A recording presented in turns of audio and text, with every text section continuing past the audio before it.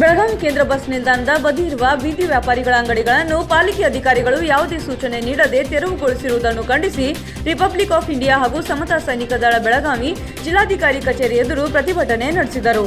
ಕೇಂದ್ರ ಬಸ್ ನಿಲ್ದಾಣದ ಪಕ್ಕದಲ್ಲಿರುವ ಅಂಗಡಿಗಳನ್ನು ತೆರವುಗೊಳಿಸಿರುವುದರಿಂದ ಬಡ ವ್ಯಾಪಾರಿಗಳ ಕುಟುಂಬ ಬೀದಿಗೆ ಬಂದಿದೆ. ಮಾನವೀಯತೆ ಆಧಾರದ ಮೇಲೆ ಅಲ್ಲಿ ಉಪಜೀವನ ನಡೆಸುವವರಿಗೆ ವ್ಯಾಪಾರ ಮಾಡಲು ಅನುಕೂಲ ಮಾಡಿಕೊಡುವಂತೆ ಒತ್ತಾಯಿಸಿದ್ದಾರೆ.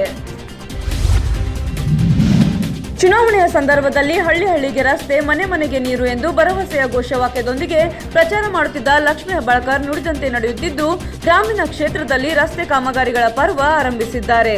ಹಿರೇಬಾಗೇವಾಡಿಯಲ್ಲಿ ಬೈಲುಂಗಲ್ ರಸ್ತೆಗೆ ಸಂಪರ್ಕ ನೀಡುವ ರಸ್ತೆಗೆ ಲಕ್ಷ್ಮೀ ಹೆಬ್ಬಾಳ್ಕರ್ ಸಹೋದರ ಚನ್ನರಾಜ್ ಹಟ್ಟಿಹೊಳಿ ಭೂಮಿ ಪೂಜೆ ನೆರವೇರಿಸಿ ಕಾಮಗಾರಿಗೆ ಚಾಲನೆ ನೀಡಿದರು.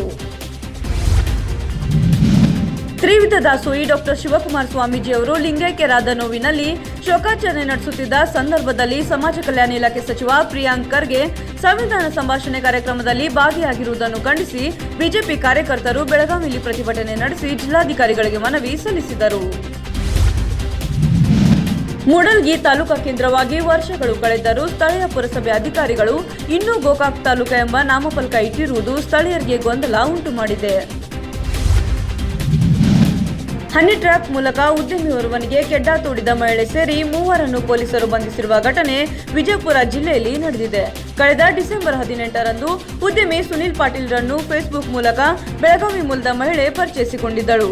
ಬಳಿಕ ಫೋನ್ ನಂಬರ್ ತೆಗೆದುಕೊಂಡು ಇಂಡಿ ತಾಲೂಕಿನ ಬ್ಯೂಟಿ ಪಾರ್ಲರ್ಗೆ ಬರುವಂತೆ ತಿಳಿಸಿ ಹಣ ಸುಲಿಗೆ ಮಾಡಿದ್ದಳು.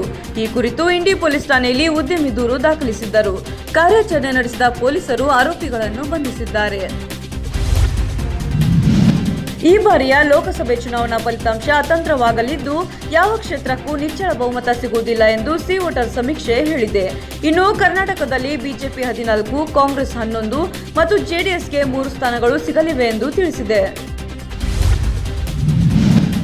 ಮುಖ್ಯಮಂತ್ರಿ ಎಚ್.ಡಿ. ಕುಮಾರಸ್ವಾಮಿ ಆಯವ್ಯಯಕ್ಕೆ ಪೂರ್ವಭಾವಿಯಾಗಿ ರೈತ ಮುಖಂಡರು ಹಾಗೂ ಪ್ರತಿನಿಧಿಗಳೊಂದಿಗೆ ಬೆಂಗಳೂರಿನಲ್ಲಿ ಚರ್ಚೆ ನಡೆಸಿದರು. ಉಪಮುಖ್ಯಮಂತ್ರಿ ಡಾಕ್ಟರ್ ಜಿ. ಪರಮೇಶ್ವರ್, ಕೃಷಿ ಸಚಿವ ಎನ್.ಎಚ್. ಶಿವಶಂಕರ ರೆಡ್ಡಿ, ಸಹಕಾರ ಸಚಿವ ಬಂಡೆಪ್ಪ ಕಾಶೆಂಪೂರ್, ಪಶುಸಂಗೋಪನೆ ಸಚಿವ ವೆಂಕಟರಾವ್ ನಾಡಗೌಡ, ಮುಖ್ಯಮಂತ್ರಿಗಳ ಆರ್ಥಿಕ ಸಲಹೆಗಾರ ಡಾಕ್ಟರ್ ಎಸ್. ಸುಬ್ರಹ್ಮಣ್ಯ, ಸರ್ಕಾರದ ಮುಖ್ಯ ಕಾರ್ಯದರ್ಶಿ ಎಂ.ಟಿ. ವಿಜಯ ಭಾಸ್ಕರ್, ವಿವಿಧ ಇಲಾಖೆಗಳ ಹಿರಿಯ ಅಧಿಕಾರಿಗಳು, ರೈತ ಪ್ರತಿನಿಧಿಗಳು ಸಭೆಯಲ್ಲಿ ಭಾಗವಹಿಸಿದ್ರು. ಹೊಸಪೇಟೆ ಬಸ್ ನಿಲ್ದಾಣದಲ್ಲಿ ವಿಕಲಚೇತನರಿಗಾಗಿ ವಿನೂತನ ಆವಿಷ್ಕಾರವನ್ನು ವಿಭಾಗೀಯ ನಿಯಂತ್ರಣಾಧಿಕಾರಿಗಳು ಮಾಡಿದ್ದು, ವಿಕಲಚೇತನರಿಗೆ ಯಾವುದೇ ಅಡೆತಡೆಯಾಗದಂತೆ ಸರಳವಾಗಿ ಬಸ್ ಹತ್ತಲು ಇದು ಸಹಕಾರಿಯಾಗಿದೆ. ಕೆಎಸ್ಆರ್ಟಿಸಿ ಅಧಿಕಾರಿಗಳ ಈ ಪ್ರಯತ್ನಕ್ಕೆ ಎಲ್ಲೆಡೆ ಪ್ರಶಂಸೆ ವ್ಯಕ್ತವಾಗಿದೆ. ಇಂದು ಬೆಳಗಾವಿಯ ಕೇಂದ್ರೀಯ ವಿದ್ಯಾಲಯದ ಆವರಣದಲ್ಲಿ ಪಾದಚಾರಿ ರಸ್ತೆ ನಿರ್ಮಾಣಕ್ಕೆ ಸಂಸದ ಸುರೇಶ್ ಅಂಗಡಿ ಭೂಮಿ ಪೂಜೆ ನೆರವೇರಿಸಿದರು. ನಂತರ ಕೇಂದ್ರೀಯ ವಿದ್ಯಾಲಯದ ಮಕ್ಕಳೊಂದಿಗೆ ಕ್ಷಣಕಾಲ ಅವರ ಯೋಗಕ್ಷೇಮ ವಿಚಾರಿಸಿದರು. ಹುಬ್ಬಳ್ಳಿ ಲಕ್ಷ್ಮೇಶ್ವರ್ ಮಾರ್ಗವಾಗಿ ತೆರಳುವ ಬಸ್ಗಳಿಲ್ಲದೆ ಪ್ರಯಾಣಿಕರು ಪರದಾಡುವಂತಾಗಿದ್ದು, ಹುಬ್ಬಳ್ಳಿಯಿಂದ ಲಕ್ಷ್ಮೇಶ್ವರ್ ಕಡೆಗೆ ಬೆರಳೆಣಿಕೆಯಷ್ಟೇ ಬಸ್ಗಳಿವೆ ಎಂದು ಸಾರ್ವಜನಿಕರು ಬಸ್ ನಿಲ್ದಾಣದಲ್ಲಿಯೇ ಪ್ರತಿಭಟನೆ ನಡೆಸಿದರು. ಬೆಳಗಾವಿ ಇಂಟರ್ನ್ಯಾಷನಲ್ ಕೈಟ್ ಫೆಸ್ಟಿವಲ್ನಲ್ಲಿ ಇಂದು ಬಲೂನ್ ಉತ್ಸವ ನಡೆಯಿತು. ಈ ಸಂದರ್ಭದಲ್ಲಿ ಶಾಸಕ ಅಭಯ್ ಪಾಟೀಲ್ ಸೇರಿದಂತೆ ರಾಜಕೀಯ ಧುರೀಣರು ಭಾಗಿಯಾಗಿದ್ದರು.